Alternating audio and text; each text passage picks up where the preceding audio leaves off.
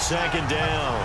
Nice play right there to stop him behind the line, but I want to see how this defense continues to play him here in the first half. Yeah, we know. You know better than I. He has the ability to take over a game, so what do you do? Yeah, I think you have to make sure that you bottle him in at varying levels, because if you crowd everyone to the line of scrimmage,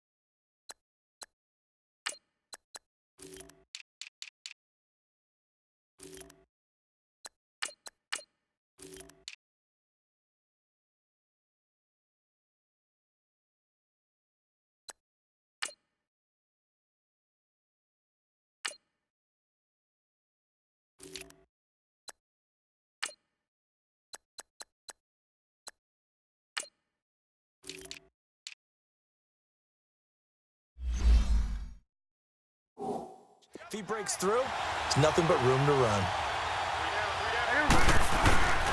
On second down, Elliott. And not too much going there as he'll get it up to the 23-yard line. He'll get a couple yards back, but not more than that. They'll be left with 12 yards to go on third down.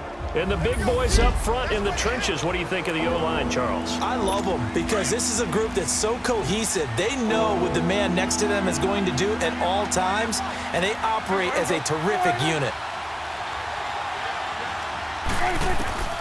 On third down, it's Prescott. Drops it underneath to Elliott. And he'll be brought down right at the 30 here. It'll be a gain of 6, and that's going to bring up a fourth down. Instead of throwing it downfield, Charles, they just tried to dump it underneath there. Do you like the call? I do. I think it's a high-percentage play because you get the completion, and what you're counting on is your back to use his legs and his elusiveness to make people miss and pick up the first down. In this case, it didn't happen.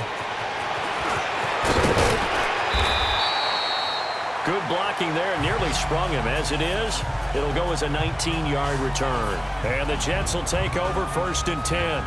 So now here comes the Jet offense as they get ready to take over. As we take a peek at Sam Darnold, the former USC Trojan and 3rd pick in the 2018 draft. I love how he exploded on the national scene his redshirt freshman year when, at the beginning of the season, he was not named the starting quarterback. But when USC was struggling, he got an opportunity. And by the end of the year, the Rose Bowl MVP, an epic shootout with Penn State, and put him on the NFL radar in a big way. Now a handoff looking right. And he'll be tackled just past the 35 at the 36. He'll get a nice chunk there on the first down run, and it's 2nd and 4. All right, Brandon, I know we're in the early going here, but those kind of runs, they're going to open up a world of opportunities for this offense going forward. Now it's Darnold finding his safety valve here. That's complete. And he'll bring it up here to right at the 40-yard line. A gain of 4 on the play, and that'll bring up what looks to be a 3rd and inches. Can't be more than a half a foot.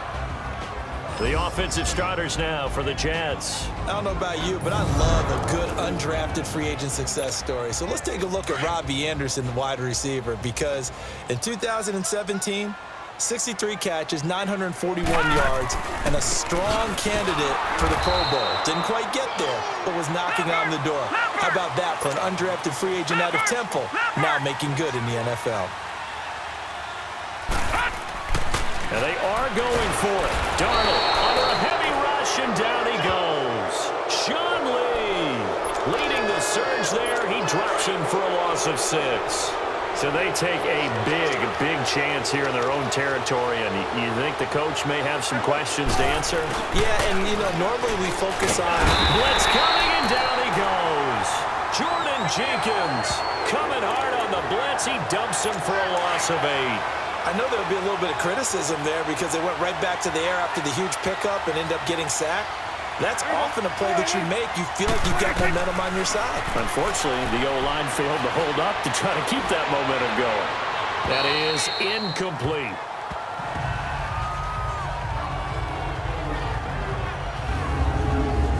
And a look now at how the Jets line up defensively. Leonard Woods was one of the most fun players for me to watch in college football. And when he came out in the NFL draft, I kept telling people, here's why I think he's going to be good. Excellent movement skills, light on his feet, also has the ability to bull rush people inside, but I loved his hands. The ability to get offensive blockers' hands off of him and then get his hands on opposing ball carriers. Call that a loss of 7 to bring up 4th.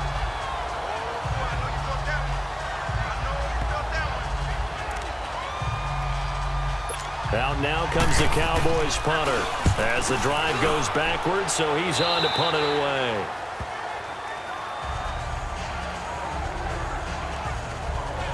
Now the Jets offense about set to take over as they head onto the field. And last time they were very fortunate, this offense. They went for it on 4, turned it over in their own territory, but the other guys held up.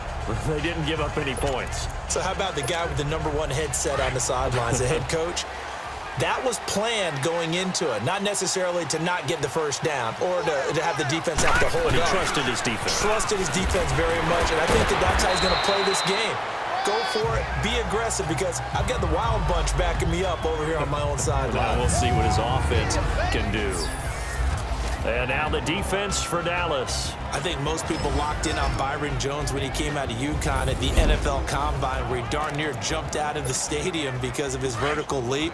But there's so much more to his game than that.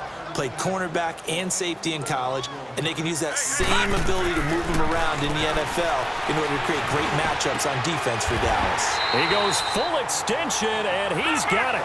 First time they've hooked up here. Good for 17 and a first down.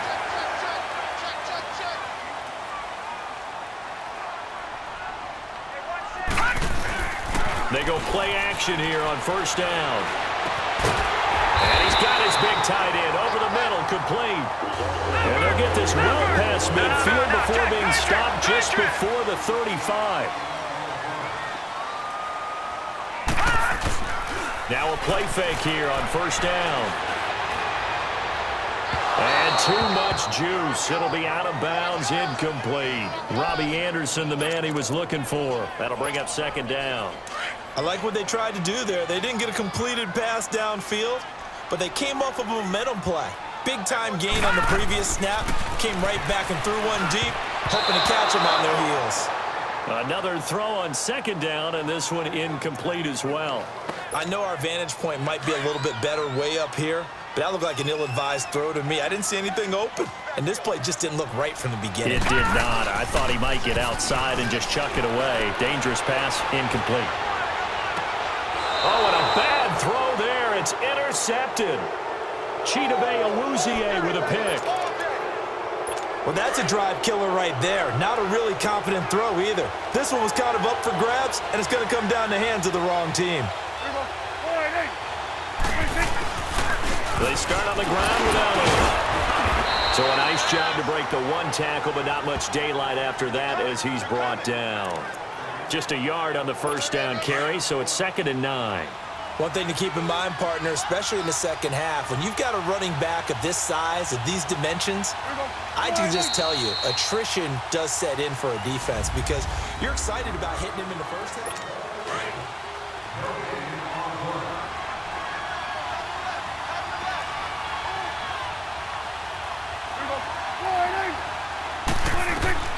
Prescott now on second down.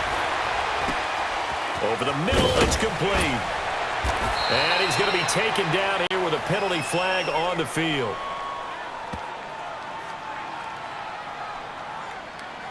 Holding offense. So we race the flag. They decline it. And did they use the big eraser, or was that the one at the end of the number 2 pencil? Well, I was thinking the 2x2-inch ones that you can buy and use in addition to the pencil. And those last for a long time. No doubt. After the penalty, it's Elliott. And us up only to about the 33. Big Leonard Williams there on the stop. They tried a quick hitter inside, but that one was swallowed up because what they're hoping, those big defensive linemen will take the bait and move laterally and open up a crease that they can run through. Didn't happen on that play. Prescott to throw it. Oh, Prescott stripped. But I believe a Cowboy was there to get it. He was, and Dallas will maintain possession. On plays like this where the ball comes free, it's often unusual for the team that lost it to get it back because this is a quarterback. The ball gets away from him. Everyone else is trying to execute what they're supposed to do on offense. They're usually looking in the other direction, downfield, or moved away from it. In this case, though, a teammate is able to come up with the ball. And he's going to go down again. Henry Anderson able to drop it.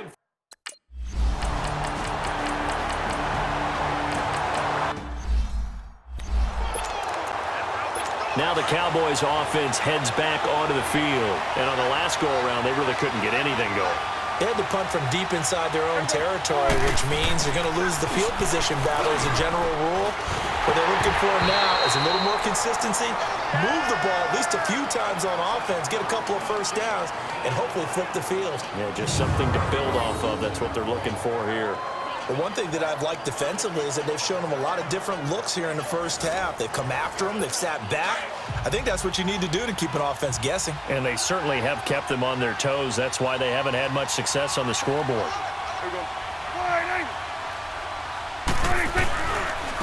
the counter, Elliott. And that play going absolutely nowhere as he's belted before he could get out of the backfield. They'll wind up losing 3 yards here. And it'll be a third and about 13.